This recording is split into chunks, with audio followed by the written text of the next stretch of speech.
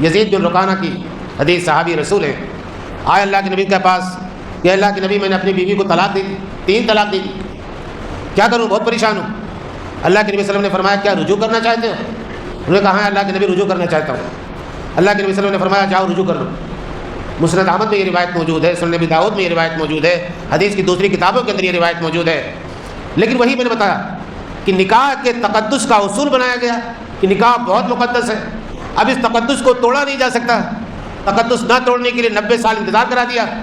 غلطی سے نہ جاننے والے جاہل بے پڑھے لکھے مسلمان نے غصے میں آ کر کے 3 مرتبہ طلاق کا لفظ نکال دیا، آپ نے اس کو حرام کر دیا۔ ہم کون ہوتے ہیں حرام کرنے والے؟ اگر نبی نے راستہ کھولا اور اگر نبی نے اجازت دی ہے تو ہمیں اس راستے پر چلنا چاہیے، اس اجازت کو قبول کرنا چاہیے۔ محترم حضرات، دینی اور ملی بھائیوں، گزشتہ خطبہ جمعے میں چند ایسے بنیادی اصول بیان کیے گئے تھے جو اسلام میں تسلیم شدہ ہیں اور جن کو جاننا ہر مسلمان کے لیے ضروری ہے تاکہ وہ اپنے دین کو صحیح طور پر سمجھ سکے اور اس پر عمل کر سکے۔ ایک بہت بنیادی مسئلہ جو اسلام کی بدنامی کا باعث بھی ہے اور مسلمانوں کی کمزوری کا سبب بھی، کہ وہ اسلام جو پوری دنیا کو ہدایت دینے کے لیے آیا تھا، ساری انسانیت کو ایک لڑی میں پرونے کے لیے آیا تھا، آج اس اسلام کے ماننے والے خود اتفاق و اتحاد نہیں رکھتے۔ مختلف فرقوں میں، جماعتوں میں، مسلکوں میں وہ تقسیم، اور اس تقسیم کی وجہ سے خود ان کے اندر کمزوریاں پیدا ہو گئی۔ اسلام دشمن طاقتیں جگہ جگہ ان پر حاوی ہو گئی، اور آج کا جو منظرنامہ ہے وہ بتانے کی ضرورت نہیں ہے، آپ سب پڑھے لکھے لوگ ہیں، آنکھوں سے دیکھ رہے ہیں۔ سوال یہ ہے کہ جب اللہ ایک، رسول ایک، قرآن مجید ایک، حدیث پاک ایک، ہمارے ایمان اور عقائد ایک، تو یہ اختلاف اور انتشار کیوں ہے؟ اس کو جاننے کے لیے چند باریک باتوں کا جاننا اور سمجھنا ضروری ہے۔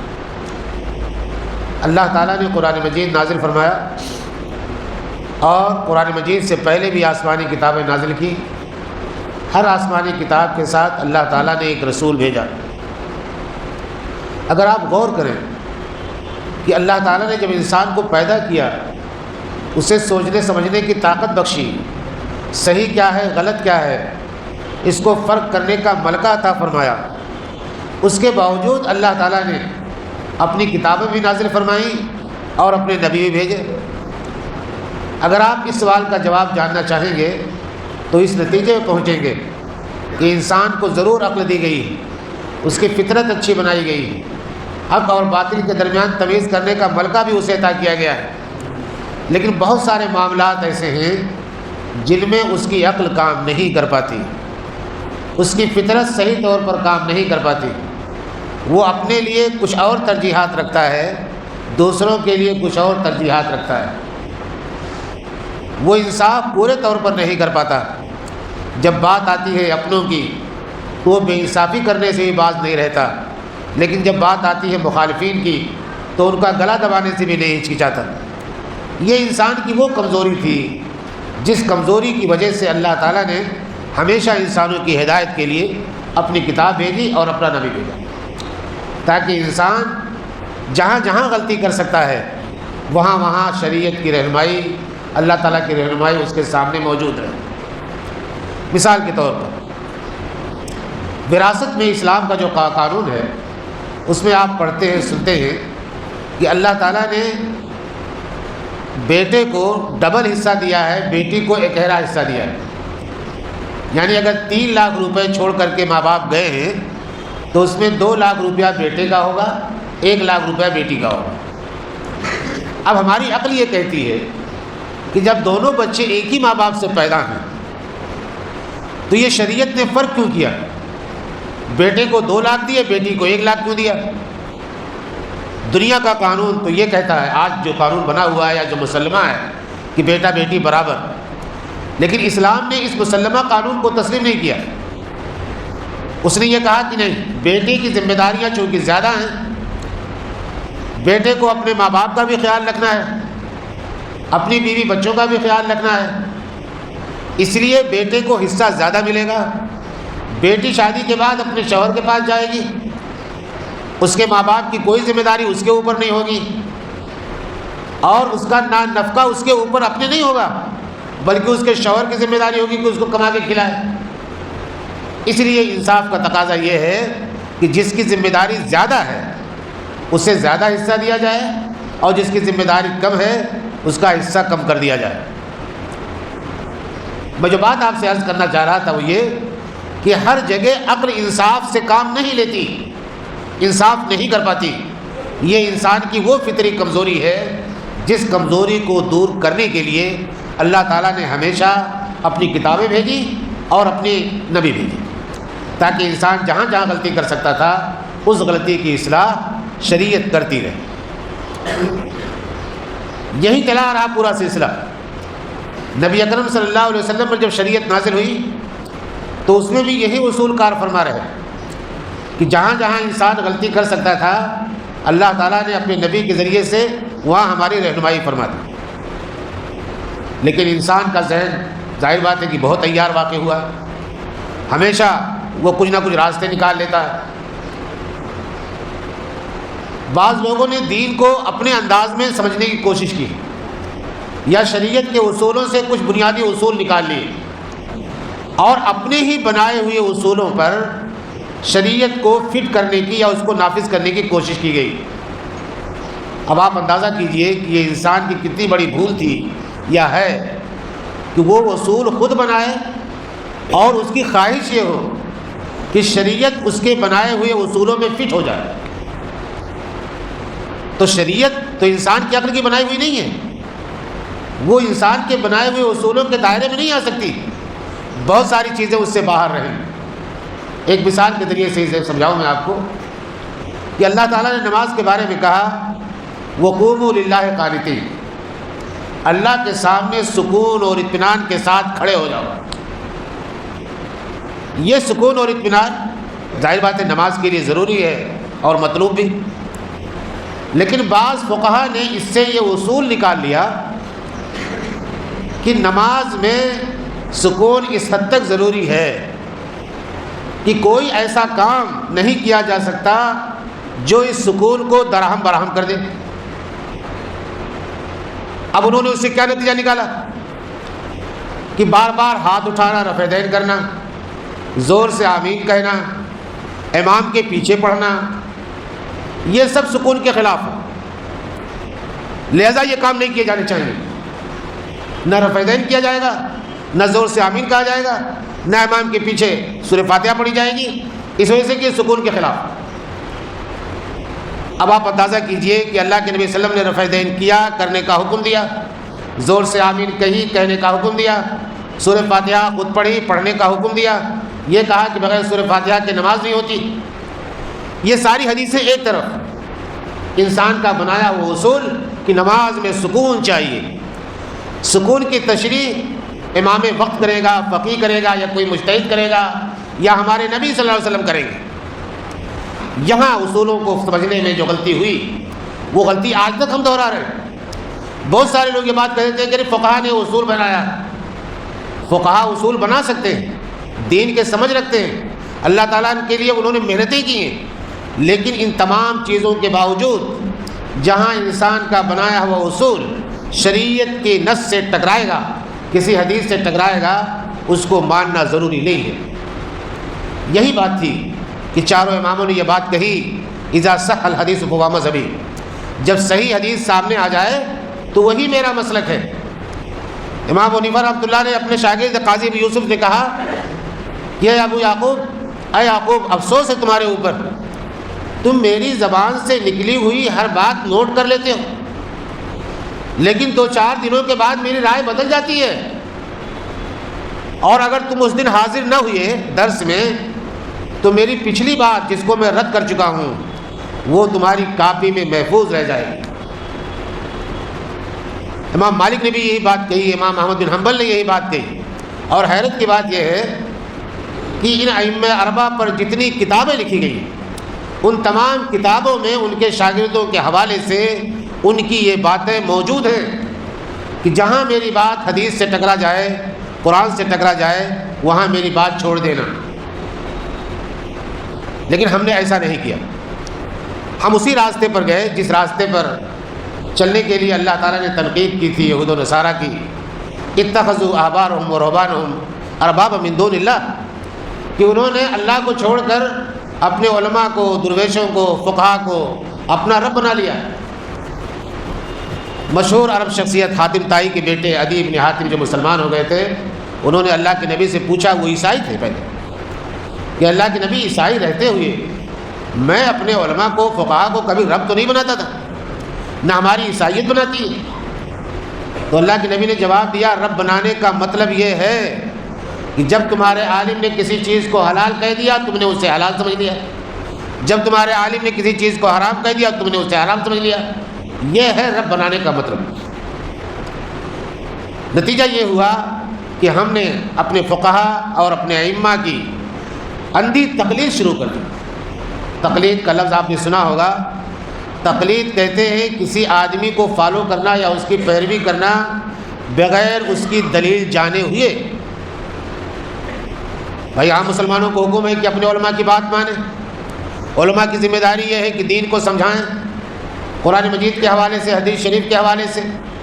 جب کوئی سننے والا سامنے دلیل کا مطالبہ کرے تو قرآن مجید کی آیت پڑھے یا حدیث شریف پیش کرے۔ لیکن یہ کبھی نہیں کہا گیا شریعت میں کہ نہیں آنکھ بند کر کے اپنے ہر عالم کی بات مانو۔ آنکھیں کھلی رکھنی چاہیے۔ انسان سے غلطی ہو سکتی ہے، بھول ہو سکتی ہے، اور ان چاروں اماموں کے شاگردوں کی تاریخ، ان چاروں اماموں کے شاگردوں کی لکھی ہوئی کتابیں آج ہمارے سامنے ہیں، ہم ان میں پڑھتے ہیں۔ ایک حنبلی امام، بہت بڑے عالم، ابن قدامہ، ان کی کتاب المغنی بہت مشہور کتاب ہے اور فقہ حنبلی کی بڑی مشہور کتابوں میں شمار کی جاتی ہے۔ پوری کتاب میں جگہ جگہ اس ذمہ دار عالم دین نے جب بھی فقہی اختلافات پر بحث کی تو یہ بتایا کہ امام ابو حنیفہ کیا کہتے ہیں، امام مالک کیا کہتے ہیں، امام شافعی کیا کہتے ہیں، ہمارے امام احمد بن حنبل کیا کہتے ہیں، سب کے دلائل کیا ہیں۔ تمام دلائل کا محاکمہ کرنے کے بعد اخیر میں وہ اپنا تجزیہ پیش کرتے ہیں کہ بات وہ صحیح ہے جو شافعی نے کہی، یا بات وہ صحیح ہے جو امام حنیفہ نے کہی، یا بات وہ صحیح ہے جو امام مالک نے کہی۔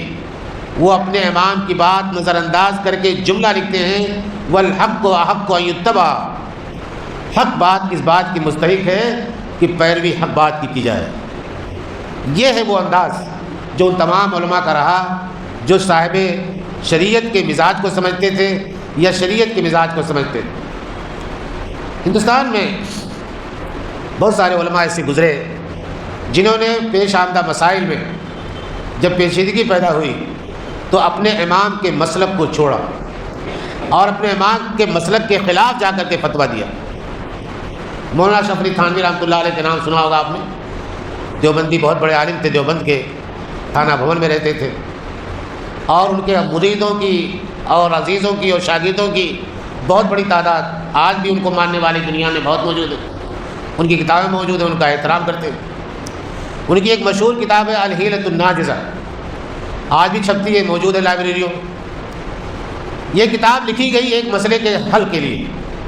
مسئلہ یہ تھا کہ فقہ حنفی میں یہ مسئلہ بیان ہوا ہے کتابوں میں کہ اگر کسی شادی شدہ عورت کا شوہر غائب ہو جائے تو انتظار کب تک کرے گی؟ کیا پوری زندگی ایسے ہی بغیر شوہر کے گزار دے گی، یا اس کی کچھ لمیٹیشن ہے، کچھ حدود ہیں، کتنے سال انتظار کرے اس کے بعد مسئلہ ختم ہو؟ تو فقہ حنفی کی کتابوں میں یہ اس دلیل کے ساتھ کہ نکاح چونکہ ایک مقدس کام ہے، ایک مقدس عقد ہے، معاہدہ ہے، اس بنیاد پر اس تقدس کو توڑنے کا حق کسی کو نہیں۔ اصول بنایا کہ نکاح کا رشتہ بڑا مقدس ہے، اب اس تقدس کو توڑا نہیں جا سکتا۔ تو اندازہ کیا گیا کہ ایک آدمی کتنے دنوں تک زندہ رہ سکتا ہے۔ تو اس زمانے میں جب یہ فتویٰ دیا گیا ہوگا، عام طور سے لوگوں کی عمر 80-90 سال نہیں ہوگی، تو فتویٰ یہ دیا گیا کہ 90 سال تک انتظار کریں۔ نہ رہے بانس نہ بجے بانسری والی بات تھی کہ نہ 90 سال تک جیے گی نہ مسئلہ پیدا ہوگا۔ تو 90 سال تک انتظار کرے، انتظار کرتے کرتے جب بھی اس کا شوہر نہ ملے تب شوہر کو مردہ مانا جائے گا، اور 4 مہینے 10 دن کی عدت گزارنے کے بعد وہ کسی دوسرے مرد سے نکاح کر پائے گی۔ فقہ حنفی کی کتابوں میں یہ مسئلہ آج بھی موجود ہے لکھا ہوا۔ آپ پوچھیے گا کسی عالم سے کہ اگر کسی عورت کا شوہر غائب ہو جائے تو کتنے سال وہ انتظار کرے، بیٹھی رہے گا۔ مسئلہ ہندوستان میں پیدا ہوا نظام حیدرآباد کے، انگریزوں کے زمانے میں آپ جانتے ہیں کہ نوابی ریاست حیدرآباد کے نواب بہت طاقتور، بڑے پیسے والے آدمی، علماء کی سرپرستی کرتے تھے۔ ان کے گھر کا ایک داماد غائب ہو گیا۔ اب ظاہر بات ہے کہ بیٹی جوان کیا کرے، وہ رشتہ کرے یا نہ کرے۔ سب سے بڑے ہندوستان کے عالم مولانا اشرف علی تھانوی رحمۃ اللہ علیہ کو بلایا گیا کہ حضرت آئیے اس مسئلے کا حل کیجیے، کیا کریں بیٹی، اب کیا کریں ہم۔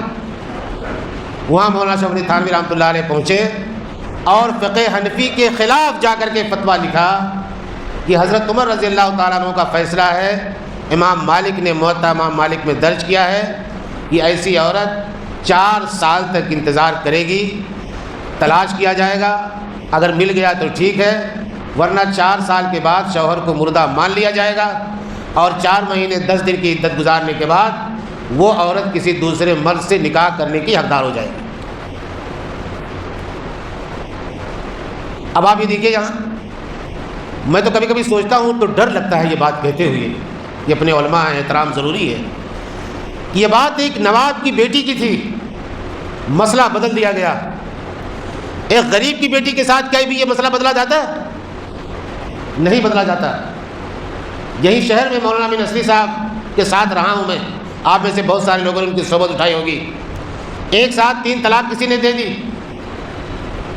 اب فقہ حنفی میں حرام ہو گئی بیوی، اب وہ ایک لمبا پروسیس چلے گا، دوسرے شوہر سے نکاح کریں، دوسرا اپنی مرضی سے طلاق دیں، تب پہلے شوہر کے لیے حلال ہوگی۔ مولانا امین اصلی صاحب نے مجھے خود بتایا، ممبر پر بہت کھڑے ہو کر کے بات کر رہا ہوں، کہ مفتی عبد القیوم صاحب رحمۃ اللہ علیہ جب بھی کسی بڑے آدمی کے گھر کا مسئلہ آتا تھا تو چپکے سے مولانا امین اصلی صاحب کو بلاتے تھے کہ مولانا اس آدمی کو فتویٰ لکھ کر کے دے دیجئے کہ وہ جا کر کے رجوع کر لے اپنے مسلک کے مطابق۔ یہ صورتحال، اور اگر آپ اندر اور جائیں گے تو آپ دیکھیں گے کہ یہی کہ آدمی کو خود یقین نہیں ہے کہ یہ فتویٰ صحیح ہے، اس وجہ سے کہ انسان کی فطرت اللہ تعالیٰ نے بنائی ہے، اس کی کمزوریاں اللہ تعالیٰ جانتا ہے۔ جہاں شریعت نے اجازت دی ہے، شریعت کی دلیل موجود ہے، نص موجود ہے، وہاں سے ٹکرانا یا وہاں کے سے اختلاف کرنا یہ کب روا و جائز ہو سکتا ہے؟ یزید بن رکانہ کی حدیث، صحابی رسول ہے، آئے اللہ کے نبی کے پاس کہ اللہ کے نبی میں نے اپنی بیوی کو طلاق دے دی، 3 طلاق دے دی، کیا کروں، بہت پریشان ہوں۔ اللہ کے نبی صلی اللہ علیہ وسلم نے فرمایا کیا رجوع کرنا چاہتے ہو؟ انہوں نے کہا ہے اللہ کے نبی رجوع کرنا چاہتا ہوں۔ اللہ کے نبی صلی اللہ علیہ وسلم نے فرمایا جاؤ رجوع کر لو۔ مسند احمد میں یہ روایت موجود ہے، سنن ابی داؤد میں یہ روایت موجود ہے، حدیث کی دوسری کتابوں کے اندر یہ روایت موجود ہے۔ لیکن وہی میں نے بتایا کہ نکاح کے تقدس کا اصول بنایا گیا کہ نکاح بہت مقدس ہے، اب اس تقدس کو توڑا نہیں جا سکتا۔ تقدس نہ توڑنے کے لیے 90 سال انتظار کرا دیا۔ غلطی سے نہ جاننے والے جاہل بے پڑھے لکھے مسلمان نے غصے میں آ کر کے 3 مرتبہ طلاق کا لفظ نکال دیا، آپ نے اس کو حرام کر دیا۔ ہم کون ہوتے ہیں حرام کرنے والے؟ اگر نبی نے راستہ کھولا ہے اور اگر نبی نے اجازت دی ہے تو ہمیں اس راستے پر چلنا چاہیے، اس اجازت کو قبول کرنا چاہیے۔ تو کچھ اصول بنائے گئے، میں عرض یہ کر رہا تھا، اب انسان اپنے بنائے ہوئے اصولوں میں شریعت کو فٹ کرنا چاہتا ہے، شریعت کیسے فٹ ہو سکتی؟ صحابہ کرام کا مزاج دیکھیے۔ حضرت عبداللہ بن عمر رضی اللہ تعالیٰ عنہ سے کسی نے پوچھا کہ کیا حج تمتع کیا جا سکتا ہے؟ حج تمتع کا مطلب یہ ہے کہ حاجی حج کرنے کے لیے جائے، احرام کی حالت میں پہلے عمرہ کر لے، عمرہ کرنے کے بعد حلال ہو جائے، یعنی احرام اتار دے اور احرام کی ساری پابندیاں ختم کر لے اپنے اوپر، پھر 8ویں ذی الحجہ سے دوبارہ حج کا احرام باندھے اور حج کرے۔ اسے حج تمتع کہا جاتا ہے، یعنی بیچ میں گیپ ہو جائے عمرہ اور حج کی۔ حضرت عمر رضی اللہ تعالیٰ عنہ اپنے زمانے میں ایک خاص مصلحت کی وجہ سے اس سے منع کرتے تھے بعض لوگوں کو، اور منع کرنے کی بھی ان کی وجہ یہ تھی کہ جو لوگ ابھی حج کے مسائل سے واقف نہیں ہیں، اس کا احترام نہیں کر سکتے، احرام کے قواعد و ضوابط جانتے نہیں ہیں، ان کی ابھی تربیت کی ضرورت ہے۔ اس بنیاد پر جو لوگ احرام باندھ کر کے آئے ہیں وہ عمرہ اور حج ایک ساتھ کریں، بیچ میں حلال نہ ہو۔ ایک وقتی اور ضرورت کے وقت ایک مسئلۃ الفتویٰ تھا۔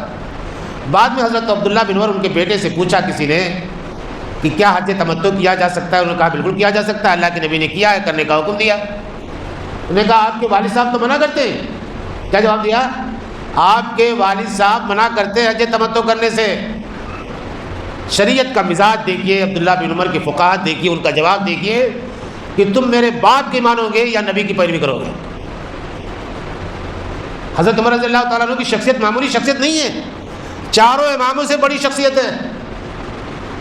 چاروں امام ان کے سامنے کیا ہیں؟ حضرت عمر رضی اللہ تعالیٰ عنہ کے سامنے۔ لیکن بیٹا کہہ رہا ہے کہ جب معاملہ شریعت کا آئے گا، نبی کی سنت کا آئے گا، تو تم شریعت کی پیروی کرو گے، نبی کی سنت پر عمل کرو گے، یا میرے باپ کی تقلید کرو گے، پیروی کرو گے۔ یہ مزاج بنانے کی ضرورت ہے۔ جہاں جہاں آپ کو پتہ چلے کہ حدیث سامنے آ گئی، وہاں آمنا صدقنا کہنا چاہیے، سر تسلیم خم۔ امام نے کیا کہا، ہمارے مسلک میں کیا ہے، اس کی جواب دہی آپ کے ذمہ نہیں ہے۔ ایک دو مثالیں دیتا، وقت نہیں ہے۔ مثال کے طور پر ظہر سے پہلے اللہ کے نبی صلی اللہ علیہ وسلم کتنی سنتیں پڑھتے تھے؟ دو روایتیں آتی ہیں، حضرت ام سلمہ کی، حضرت عبداللہ بن عمر کی۔ حضرت ام سلمہ کی روایت میں یہ ہے کہ آپ ظہر سے پہلے 4 رکعت سنت پڑھتے تھے۔ حضرت عبداللہ بن عمر کی روایت میں یہ ہے کہ آپ ظہر سے پہلے 2 رکعت پڑھتے تھے۔ دونوں حدیثیں صحیح ہیں۔ فقہ حنفی میں ظہر سے پہلے 2 رکعت پڑھنے کا تذکرہ ہی نہیں ہے۔ نتیجہ یہ ہے کہ ہمارے حنفی بھائی جو اپنے مسلک کو جانتے ہیں، وہ ظہر سے پہلے کبھی 2 رکعت نہیں پڑھتے۔ آئیں گے مسجد میں دیکھیں گے ابھی 2 منٹ باقی ہے، چونکہ 4 رکعت پڑھنے کا وقت نہیں ہے، بنا پر 2 بھی نہیں پڑھتے، بیٹھ جاتے ہیں۔ اب حدیث کو چھوڑ کر کے اگر آپ صرف اپنے مسلک کی پیروی کریں گے تو آپ کیا متبع سنت کہلائیں گے؟ رسول اللہ صلی اللہ علیہ وسلم کے احادیث کی پیروی کرنے والے کہلائیں گے؟ اگر آپ کو علم ہو، اور علم ہونا چاہیے، ہمارے علماء کو چاہیے کہ اپنے عوام کی تربیت کریں، ان کی معلومات میں اضافہ ہو کہ اللہ کے نبی سے 2 رکعت بھی پڑھنا ثابت ہے، 4 بھی پڑھنا ثابت ہے۔ جس کا موقع ہو، جس پر طبیعت آمادہ ہو، ایک مسلمان نمازی کو اختیار ہے کہ وہ چاہے 2 رکعت پڑھے، چاہے 4 رکعت پڑھے۔ اسی طرح سے مغرب سے پہلے، فرض سے پہلے اللہ کے نبی صلی اللہ علیہ وسلم سے کبھی کبھی 2 رکعت پڑھنا ثابت ہے، اور آپ نے اسی میں یہ فرمایا کراہیۃً ان یتخذ الناس سنہ۔ اللہ کے نبی صلی اللہ علیہ وسلم نے اس بات کو ناپسند فرمایا کہ لوگ اسے ہمیشہ کے لیے سنت بنا لیں۔ ہمارے اہل حدیث حضرات بھی سنیں، ہمیشہ 2 رکعت پڑھنا درست نہیں ہے، کبھی کبھی پڑھیے۔ اسی طرح سے جو لوگ نہیں جانتے اس مسئلے کو، انہیں بھی اس مسئلے کو جاننا چاہیے کہ اللہ کے نبی صلی اللہ علیہ وسلم نے مغرب میں فرض سے پہلے کبھی کبھی 2 رکعت پڑھی ہے۔ آج بھی حرمین میں اس کا اہتمام ہوتا ہے، احادیث موجود ہیں۔ اب اگر آپ نہیں جانتے تو اپنے علم میں اضافہ کیجئے، اور جاننے کے باوجود اگر آپ اس پر عمل نہیں کرتے، اس پر اعتراض کرتے ہیں، تو آپ خود اندازہ کر لیجیے، اپنا محاسبہ کیجیے کہ آپ حدیث پر کتنا عمل کرتے ہیں، سنت کی پیروی کا کتنا جذبہ رکھتے ہیں۔ یہ ہر انسان کے فیصلہ لینے کا کام۔ تو یہ بھی بنیادی اصولوں میں سے ہے کہ جب ہم اختلافی مسائل پر، فقہی اختلافات پر گفتگو کریں گے، تو اگر یہ بنیادی چیزیں آپ کے پیش نظر رہیں تو آپ کو مسائل کو سمجھنے میں انشاءاللہ آسانی ہوگی، اور آپ صحیح راستے پر پہنچ پائیں گے۔